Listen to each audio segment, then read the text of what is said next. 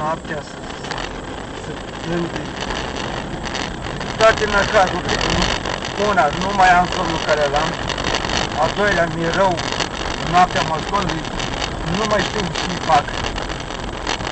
Și știu că mătușnea, cât băniet are, tot nu a ajuns până la casă, m-a lăsat în stradă. Aia unde? În București, sectorul 6, strada Diorul, numărul 16. Chestia Elena.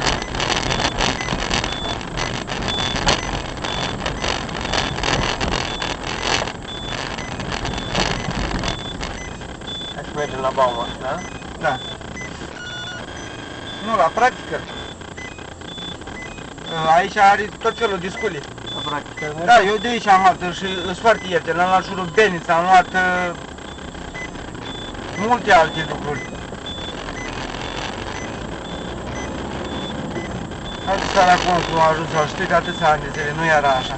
O nebunii l-au bătut poliția până nu mai știe ce pe el. Și lovituri la cap. Mama, eu am avut capul spart. De la cine? La poliție. Da?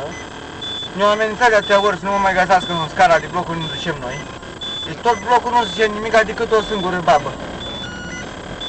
A venit o dubă de jandarmi într-o noapte și o dubă de poliție. O mașină în deața, un Logan. Asta treabă de 5 ani zile. Ne-au bătut într-un hal, eu am scapat mai ușor, că am fugit. M-au găsit peste câteva zile, m-au găsit. Bine, că nu m-au mai bătut, dar m-am bătut atunci de o... Nu știu cum m-a dat cu tompa, eu spart aici, așa. Iar îmi chiar de sânge la cap, are zile când el nu știe, vorbește singur. Nu-și dă seama ce face. Ai grijă.